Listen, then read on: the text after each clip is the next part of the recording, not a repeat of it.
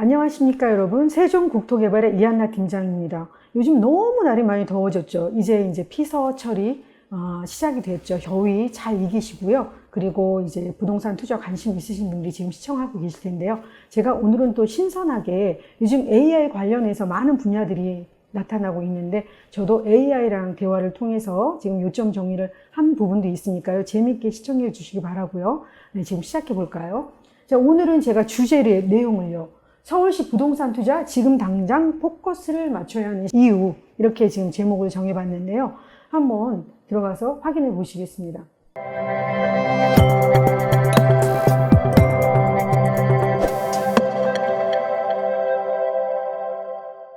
마힌 회장 아시죠? 알리바바 회장인데요. 명언 어록이 굉장히 많습니다. 그 중에서 제가 가장 좋아하는 어록을 하나 준비를 했는데요. 성공하는 사람들은 믿기 때문에 보인다. 일반 사람들은 보이기 때문에 믿는다. 실패하는 사람들은 보고도 믿지 않는다. 근데 부동산 시장에도 똑같이 적용되는 말이 아닐까 싶습니다. 제가 참 좋아하는 명언이기도 한데요.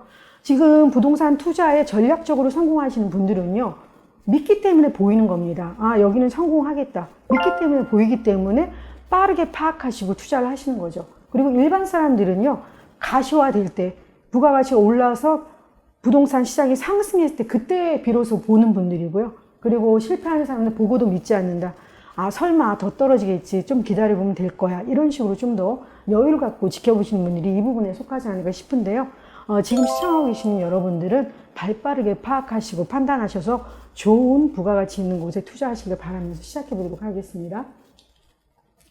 서울시 부동산 투자 가치를 한번 요약해 봤는데 AI와 제가 대화를 하면서 요약을 한 부분입니다. 서울 같은 경우에는요, 경제 성장적인 부분에 있어서 한국 경제의 중심지 역할을 하는 곳이죠. 서울을 수도기도 하지만, 부동산 같은 경우에 과거 10년 동안 평균을 내보면요, 연간 7%에서 10% 정도 상승을 꾸준히 하고 있습니다. 그리고 인구 밀도 같은 경우에서도 가장 대한민국에서 밀도가 높은 곳이 서울과 수도권 내 집약되어 있는데요. 서울시 같은 경우는 현재 임대 수익률 같은 경우에도 평균 4%에서 6% 정도 나오고 있다 보시면 되겠고요. 투자 인프라적인 면에서도요, 우수한 투자 인프라가 확보되어 있죠. 메모 듣고 업무 배우 수요도 물론 여러 곳이 있지만 서울시 같은 경우에는 그로 인한 부동산 시장도 안정성이 있습니다. 타 지역보다 월등히 높다 이렇게 보실 수 있겠습니다. 다양한 문화시설과 교육시설들이 서울에 집약되어 있다고 보실 수 있고요. 생활 편의성이 그로 인해서 매우 뛰어난 곳이 또 서울이다. 모든 분들이 알고 계시겠습니다. 그리고 교통 편의성 같은 경우에도 대중교통 시스템이 서울을 중심으로 해서 분산이 돼서 전국적으로 나가기 때문에 그 부분이 또 인프라적인 부분으로 작용하기 때문에 유리한 조건으로 부각이 되는 부분이다. 이렇게 보시겠죠.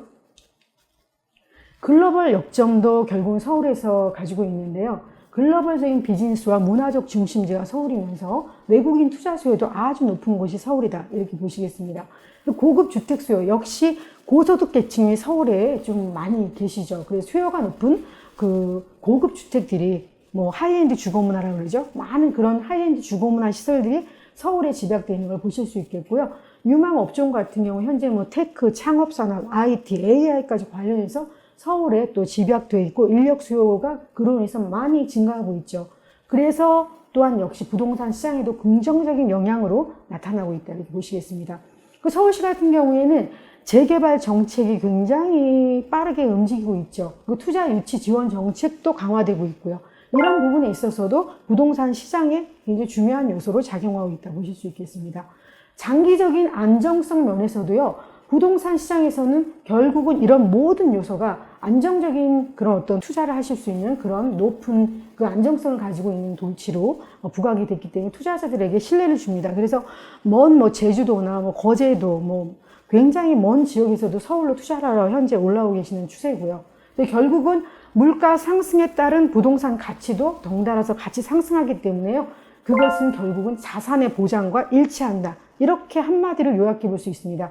이 부분이 지금 서울시 투자 가치가 높은 이유를 AI와 제가 대화를 통해서 요약해 드린 부분이라고 보시면 되겠습니다. 서울시 같은 경우 현재 재개발과 재건축을 어떤 식으로 추진하고 있냐면요. 재개발 같은 경우에는 기존의 재개발 사업 이외에 신속통합기획이나 모아타운이 또 새롭게 드러났죠. 그래서 지금 현재 보시면 신속통합기획, 모아타운 같은 경우에는 모아 주택들이 모아서 형성을 해서 모아타운으로 또 추진하는 그런 부분인데요.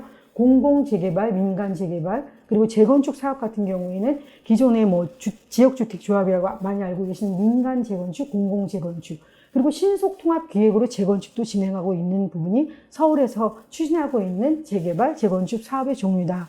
이렇게 요약해 드리고요. 서울시 재개발 같은 경우 예전에는요, 기존의 아파트들을 지을 때는 정량적인 높이 기준으로 어떻게 보면 획일적인 높이 기준이었죠. 능선 같은 거는 신경 안 쓰고 35층 기준으로 해서 똑같이 지을 수 있게 했고요. 한강변 첫 번째 주동은 15층까지밖에 지을 수 없는 그런 요건이 있었습니다. 그런데 이 부분이 바뀌었습니다. 정성적인 높이 기준이라고 해서 어떤 지역적 특성에 따라서 감성적인 높이 기준을 주겠다. 그래서 주변 여건의 능선 같은 경우를 고려해서 35층을 플러스 마이너스 알파로 지을 수 있게끔 해주면서요. 한강변의 첫 주동 같은 경우에도 15층 이상으로도 지을 수 있게끔 완화시켜주는 기준을 보실 수 있겠고요. 그리고 정비개혁 같은 경우에도 정비구역 지정하는 데까지 기존에 한 5년 정도 걸리던 시간이 지금 현재 패스트 트랙을 도입을 해서 2년 정도로 단축을 시켰습니다. 이 부분이 시간이 한 3년 정도를 세이브 시키는 그런 어떤 기준이 내놨기 때문에 재개발, 재건축 할 때는 유리한 부분으로 작용할 수 있는 그런 부분으로 나왔고요. 제가 지금 이 부분을 얘기 드리기 위해서 지금 앞에 서론에 좀 길게 얘기를 드렸는데요. 청파동 같은 경우에는 용산구입니다, 여러분. 그리고 공덕동 같은 경우는 마포구고요. 근데 지금 서울시에서 진행하는 신속통합기획 같은 경우가 자치구의 기준을 두지 않겠다는 겁니다. 그래서 용산구, 마포구가 통합으로 해서 기획을 하겠다 이거거든요. 그래서 어떻게 보면 대상지 자체를 구역을 지정하지 않고 바로 용산구, 마포를 더해서 한꺼번에 진행을 시켜주는 겁니다. 그래서 지금 보시면 청파동 1가 89-18 일대와 공덕동 11-24 일대, 그리고 공덕동 115-97 일대 세 구역을 통합으로 하면 아파트가 한 4,100세대 정도 되는데요. 25층에 30층 정도 나옵니다. 이 부분을 세 개 구역을 하나의 통합적인 기획을 하면서 여러 가지 또 지원을 해주는 부분이죠. 서울역 서쪽 부분이라고 보시면 되겠는데요. 효창공원으로는 위쪽에 해당되겠습니다. 위쪽에 해당되는 이 세 구역을요, 통합적으로 기획을 한 건데요. 위성사진을 보셨죠?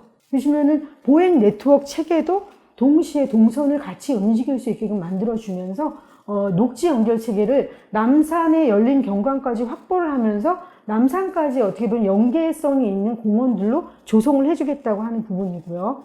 지금 조감도를 보시고 계시는데요. 이렇게 어느 구역, 용산구, 마포구를 구분을 짓지 않고 연계해서 이렇게 공원을 같이 쓸 수 있게끔 하면서 남산까지 연계성까지 고려를 하겠다. 이런 부분이고요. 지금 조감도를 보시게 되면은 이렇게 자치구 경계를 넘어서서 공원을 같이 쓸 수 있는 부분으로 이렇게 활성화 시켜주겠다. 이런 부분입니다. 제가 이 부분에서 요약을 해드리려고 지금 설명을 해드렸는데요. 서울시 정책을 눈여겨보시라는 거죠.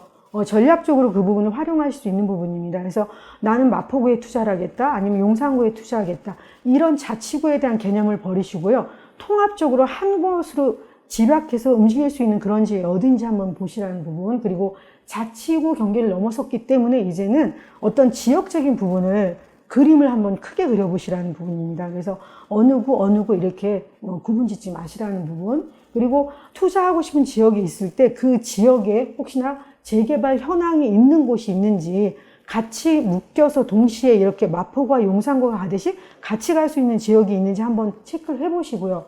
이런 재개발 시장의 유동성을 잘 파악하시고 선견 지명을 가지고 파악을 하시면은 그 부분이 굉장히 내가 투자한 부동산에 아주 어마어마한 어떤 빅뱅적인 부가가치를 가져올 수 있는 부분이 있기 때문에요. 그 부분에 대해서 아까 마윈이 한 말처럼요.